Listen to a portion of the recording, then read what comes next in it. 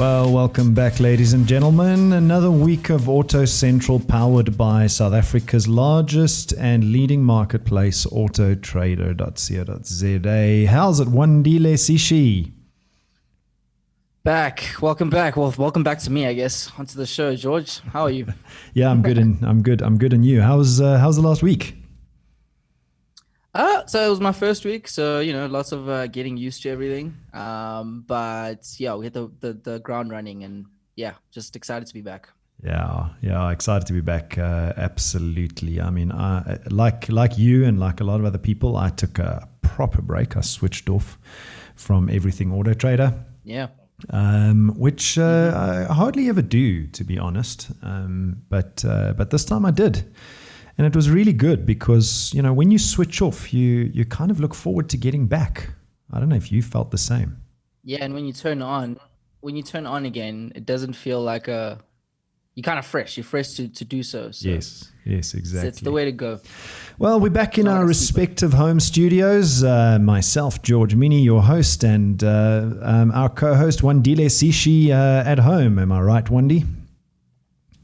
Yep. Just in one of the rooms, the hidden rooms. In my sanctuary. Your studio at home.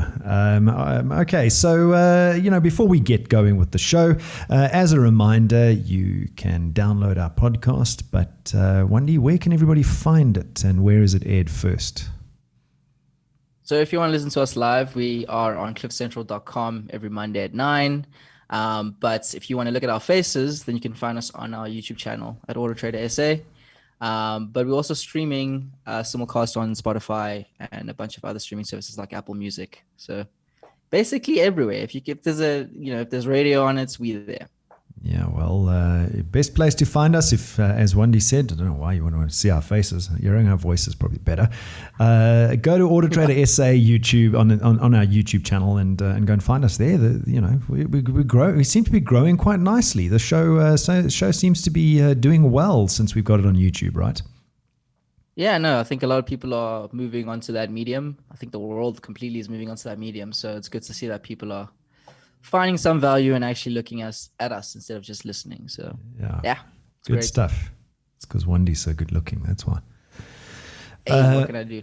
What can you do? All right. So today we're talking about how to buy a great car. Well, I suppose before we answer the question about how to buy a great car, it's probably important to say that ahead of our 2020 biannual report, which we're going to release soon, we'll unpack some of the revelations. What is a revelation? Revelations about what a great car looks like during this show. And our journalists will tell you a little bit later. We've got Lawrence Mienie joining us in a little bit, and he's going to tell us about his picks. So that's ahead of the 2020 biannual AutoTrader industry report. Have I got that right, Wandi? Yeah, no. Coming out soon. I think a lot of things have come out of the weird year that we've had. I think a lot of people have changed what their preferences were in terms of the cars from the previous year. But there are still some fan favorites which have remained, which we didn't expect to go anywhere. But interestingly, they got more popular, which was one of the biggest surprises. Yeah, well, let the cat out the bag. What are the top 10 most searched for cars in 2020? So in first place, once again, we have South Africa's favorite car, the Toyota Hilux, which, if I'm not mistaken, I think was also the most sold new car. Mm-hmm. So no surprise there. But we did see that the Volkswagen Golf was also in the second place. I think it came from the 4th position. So good to see that it became a little bit more popular. And then we have just the usual suspects in the Mercedes-Benz C-Class and the BMW 3 Series coming in 3rd and 4th. Well, what's surprising for me there is that Mercedes-Benz C-Class beat out BMW 3 Series. 3 Series, yeah. Especially because BMW remains the most searched for brand. So that I think that shows the power of the different models across the range. Well, this is at model level, right? So not just this is model you're talking about make level at BMW most searched for on AutoTrader, whereas this is now one down to model level. Yeah, but you would kind of expect the most searched for brand to also have the most searched for model, but the two things kind of speak to different things. So it's I mean, I thought the 3 Series would be higher, but I'm a BMW boy, so hey. Oh, okay. Well, what's in number 5? Number 5 is a Ford Ranger, which is, I guess, South Africa's second favorite bakkie. We know the bakkies generally are the most popular. And then the Volkswagen Polo came in 6th, which, is arguably the most popular hatchback. A lot of people who start driving, that's their car of choice. Is it slipping down the list a bit? It's kind of staying where it normally is. I think it has a lot of cars to beat in the 3 Series C-Class, Hilux and Golf. Yeah. So I think it kind of, it's exactly where you'd expect it to be. But yeah, hatchbacks aren't really getting more popular, and I think that says a lot to aren't the or performance are? of Polo.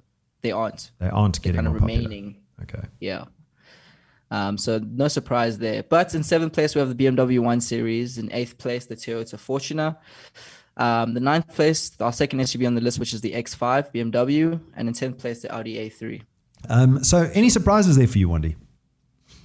I think the only one that stands out is I would have expected the A3 to be a bit higher. But I have seen that a lot of people don't necessarily search for Audis, but they do buy them a lot. So, I think it converts well in terms of, from low search numbers to lots of people actually end up buying it.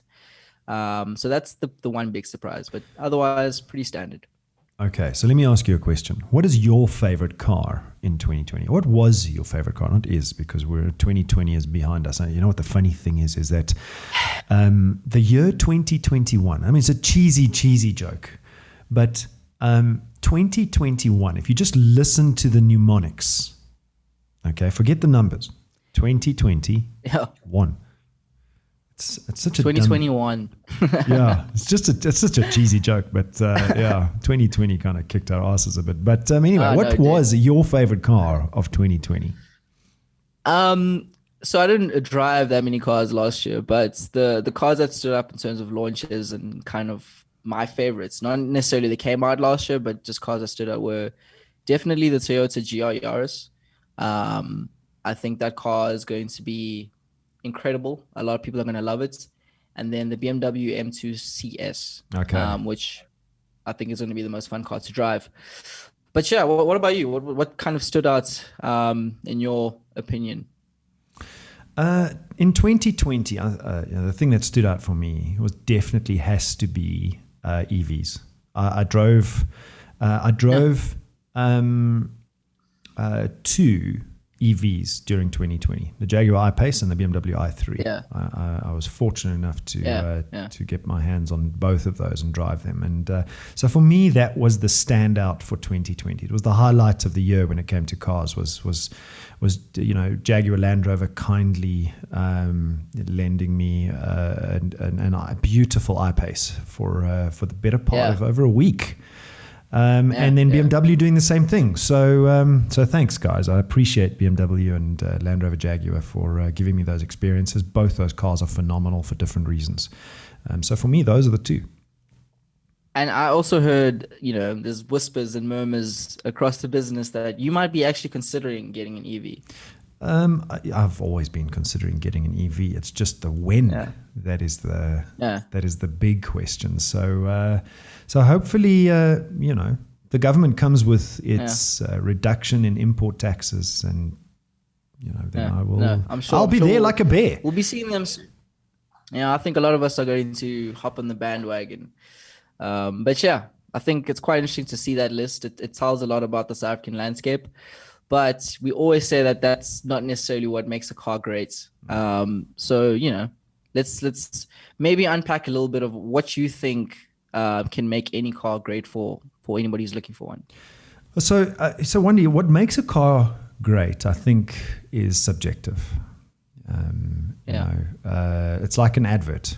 The advert creative is very subjective.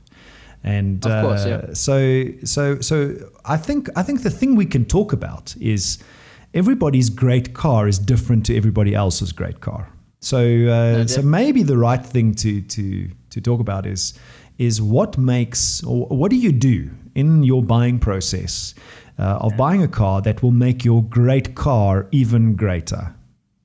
Yeah, no, I can attest to that. My girlfriend absolutely hates my car. She thinks it's the worst thing in the world, but I think it's the greatest thing that was ever created. So So when you I go on a date, do completely you walk attest to there? that. Well, we drive, but she just complains the whole time about how like low to the ground she is, and just all the things that I think are the coolest things in the world. So yeah, Okay, so I suppose step number one is assess your needs. The right car depends on who you are and what you expect from the car. So the probably bit of the functional part. What do you want to use the car for?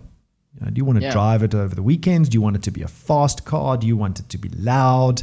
yeah. What are the practicalities? Do you need a car that's got a big boot? So, in my mind, the first question to answer is assess your needs. You can find a great car with a lot of, things that would fit your needs. I mean, what are some of the things that you can think of that people should assess there, Wandile? Well, I think just to add to your points, I think your needs may change, which is something that I never considered when I got my car. Is don't Or just you never assess your needs considered, or now. never considered when you got your girlfriend. Exactly. Or, just different milestones in your life, you may need something bigger.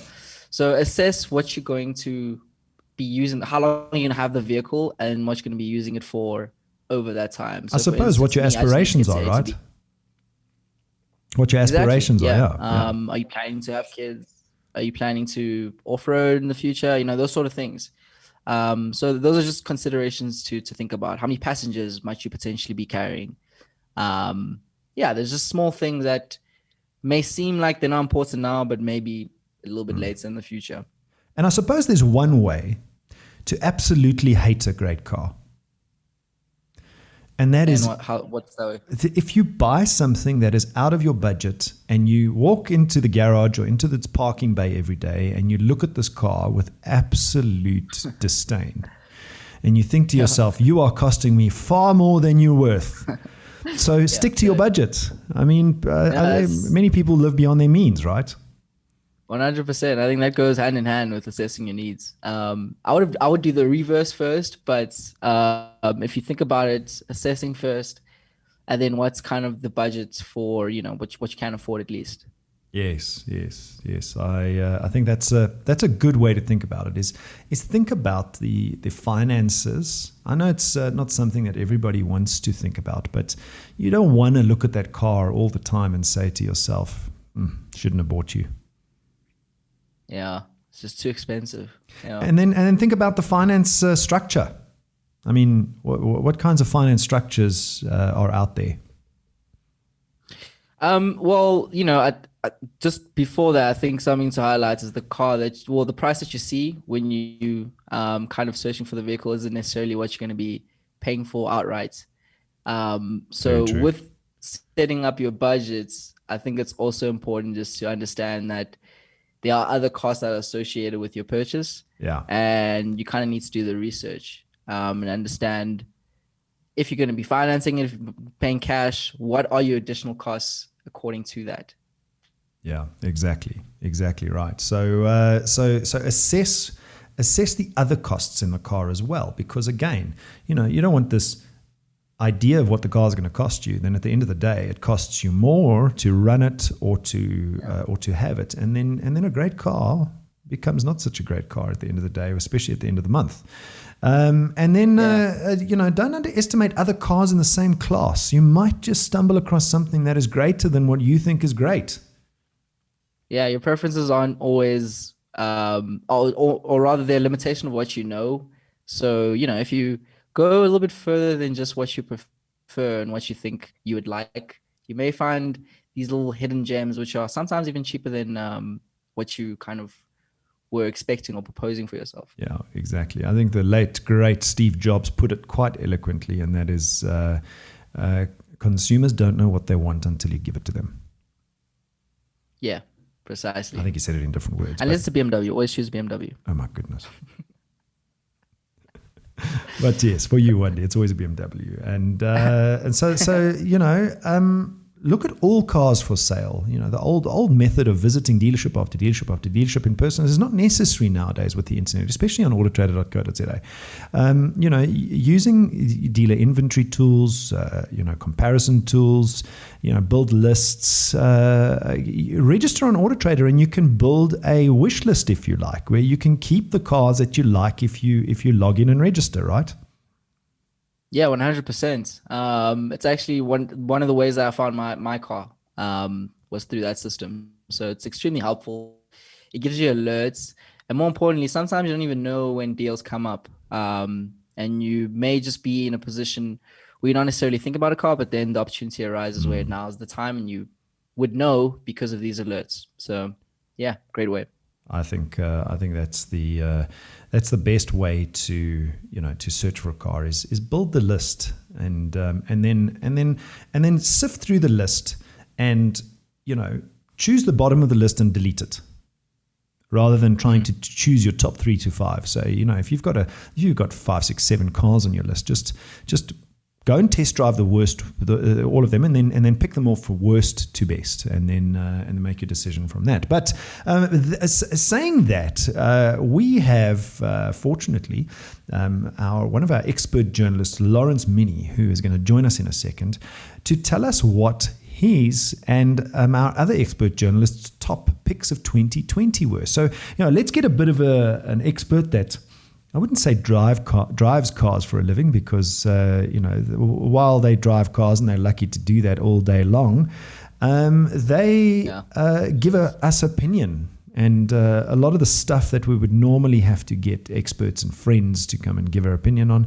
we've got expert journalists at AutoTrader that do this on a regular basis for us, and one of those is Lawrence Mienie. So let's invite him in and see what his top picks are for 2020. Howdy, gents. And ladies and gentlemen, that's Lawrence Mienie, our expert journalist. How are you, Lawrence? I have no complaints. No complaints. Except for the rain. No, the rain's good now and again. It makes shooting cars very difficult.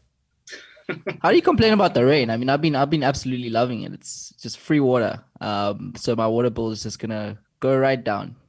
Oh no, it just makes shooting cars very difficult. It's very difficult. Photos, shoot video when the car's wet. Definitely. Yeah, I suppose you're right. I mean, I didn't think of it from that point of view. I mean, I like the rain from time to time, but not days and days and days of it. Otherwise, I'd go live in the UK, which I don't want to do, because of that cloud cover and that rain. It must be difficult for them to shoot cars over there now that you say that. Well, yeah. That's why they're always doing off-road tests in the mud. Yeah, that's true. That's true. You don't really think about that. Like how do they shoot cars? How do they, do what we do? Whereas we've got the sunny South Africa to go and get the best shots of the car. Best performance as well. Yeah. Yeah. I suppose they work around it the same way we do, and that's check the weather forecast and make sure that there's a couple of days of sunshine where you can actually get stuff done. So Lawrence, tell us, you and our other expert journalists chose your top picks of 2020. And if you want to go and see Lawrence's top picks and the other guys' top picks, go to AutoTrader.co.za under news and advice and automotive news, and you'll find the top picks of 2020 from our expert journalists. But let's get right into it. What were your top picks for 2020? So yeah, the past year that list was considerably easier to make because there were a lot less cars to drive. But I had a couple of standouts that really, amongst all the cars that I did get to drive, things like the Ford Ranger Wildtrak 2.0 bi-turbo. That was a good all-rounder. The Hyundai Venue 1.9 was a 1.6 Glide. Small crossovers. The Land Rover Defender 110 was also one of those absolutely astounding vehicle that really made an impression on me. And then left field options, things like the GWM P Series Bucky that launched at the end of last year. Absolutely amazing vehicle.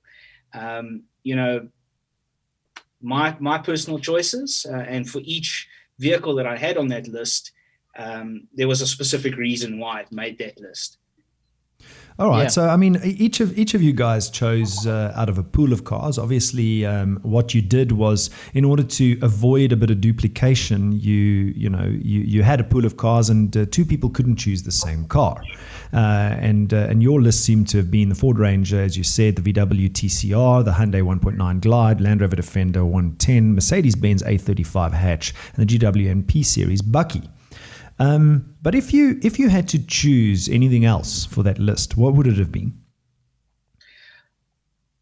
I would like to throw an electric vehicle in there. I would have liked to have put the Minnie SE on my list, Which Chad chose, right? He got the car before I did.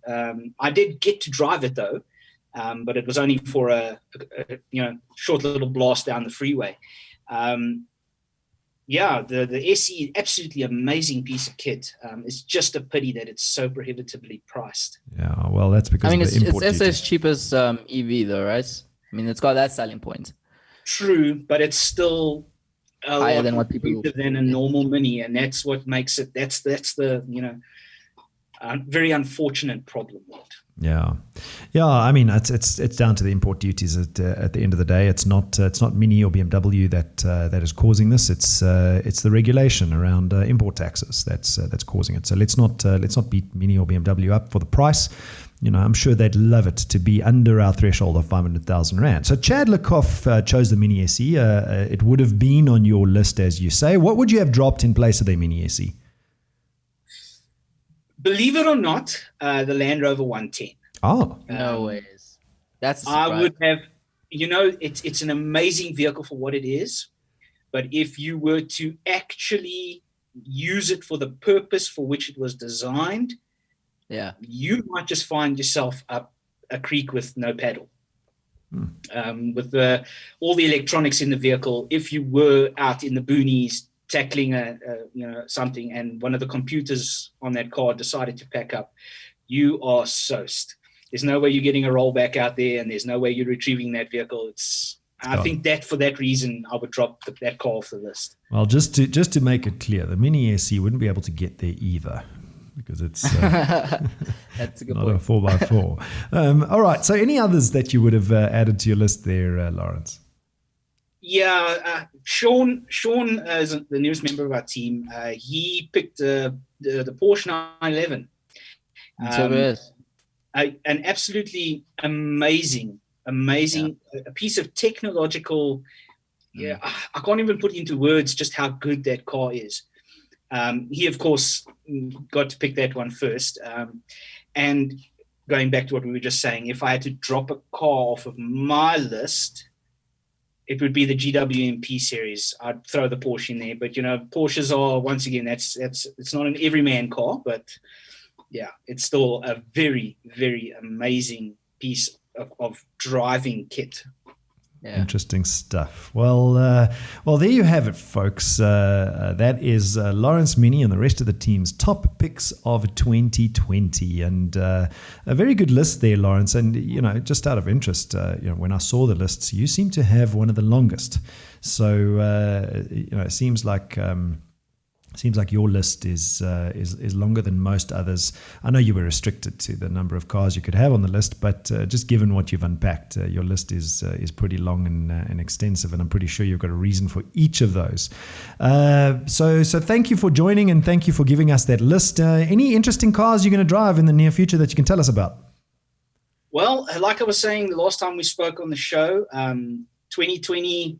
The list was very short. 2021, the list is going to be really long. In this past week, we've booked 25 cars.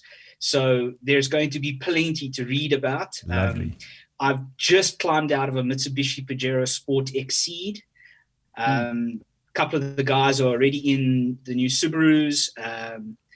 There's Toyotas that have come in. So yeah, there's going to be plenty to read about. The Pajero Sport is going to be my first car for the year, and it's definitely going to make my list for 2021. There we go. Unless it doesn't, right? So there we go, ladies and gentlemen. Our expert journalist, Lawrence Mienie. Thanks for your expert advice there, Lawrence. And you can go to autotrader.co.za and go and check out the stuff that Lawrence and the rest of the team write about. Or you can go to our YouTube channel, AutoTrader SA, and go and check out what they review. We've got some expert videos, very nice videos on display. So thanks, Lawrence, and we will see you next time. Cheers, gents. Thank you very much. Adios. Thanks, Lawrence. There we go. Lawrence Minnie, our expert journalist. So what do you think, Wandie, of the list? Yeah, there was definitely some interesting cars on that list. The Porsche 911 Turbo S would have been in mine as well. Mm-hmm. But I haven't driven it, so I think it's unfair to put it there. But I mean, for what I've seen, it's absolutely insane. So, you know what I'm surprised about sense. is that the I-Pace isn't there. I think it would have been on the 2019 list. To be fair, yeah. I think that would have been, definitely within there. Well, Because it was the car of the year. Yeah, it was the car of the year. 2020 Exactly. car of the year. So yeah, well, maybe you're right. Maybe we just missed the 2020 year. Because I think it was. You're right. Just by a few months. It came out end of 2019. We reviewed it. Nonetheless, so everyday people send AutoTrader some motoring related questions about all things car buying and selling. So Wandile has extracted some of those questions, that burning questions that consumers have, and we're going to try and answer some of those today. What's the first question and who from, Wandile? Every now and again, we get a question which you think that's pretty obvious, but then you think about it, you read it again and you're like, maybe it's not so obvious. And I think this is one of those questions. And maybe you can clarify for us. So there's Anonymous asked essentially that they had bought in a new vehicle a few days back. After driving it for just a weekend, they did not like it. Can they exchange it? It's a very difficult question to answer when it comes to a car. The short answer is no, you can't exchange it because, can you go back on your decision with a car? I think it'll be a very, very, very difficult thing to do.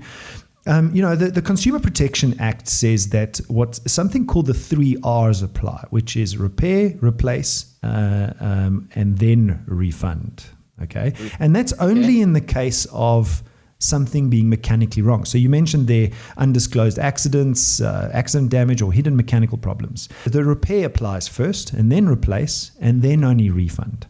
But not return. Well, I suppose replace and refund is kind of a return, right? Yeah, but a return not in the sense that you just kind of, I don't like this, I've kind of worn this underwear, I didn't really like how it fits, take it back. It's not the same thing.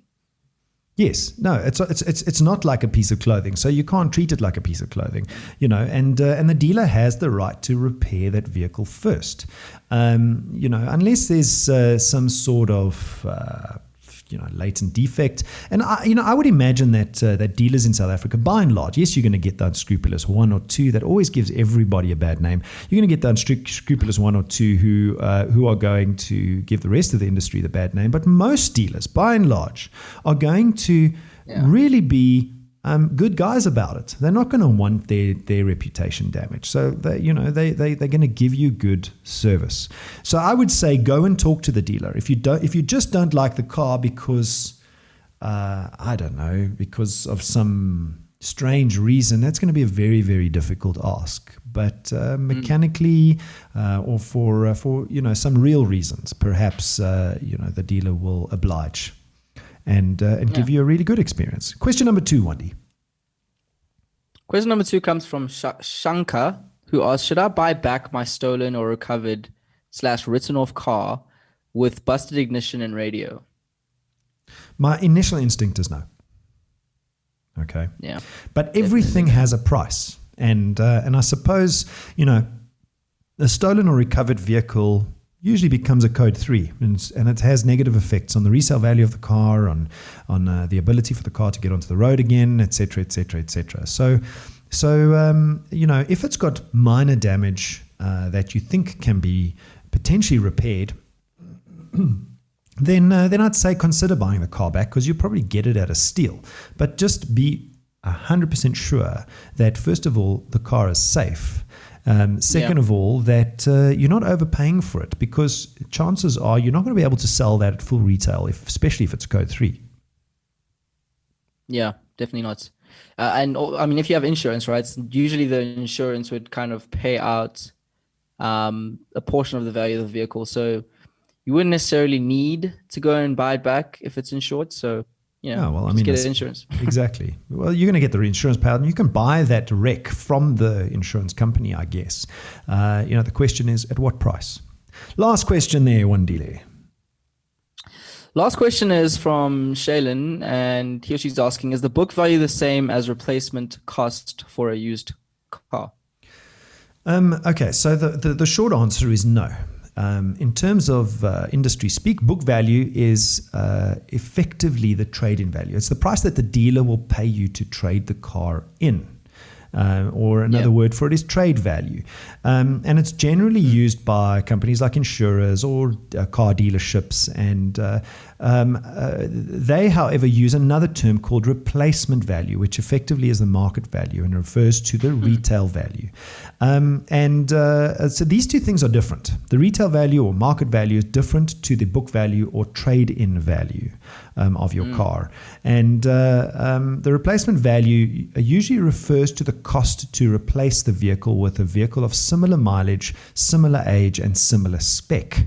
Now, bear in mind that insurance companies, however, are there to put you back into the same position as what you were before. Insurance companies are not there to enhance your position. They're there to put you into the same position as you were before. So always bear that in mind when trying to look up the book value, replacement or market or retail value of your car. They are different. You won't get a trade or a book value that is the same as the retail value very often. It's very, very few and far between. But bear in mind that dealers are businesses and they're there to make a profit.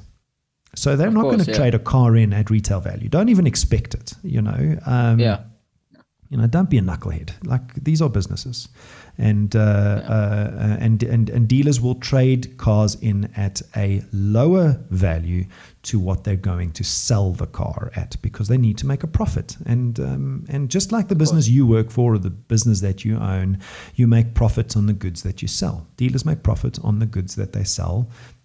And that's normal, and it's acceptable, and it's okay. So if you really want retail for your car, list it on AutoTrader as a private sale.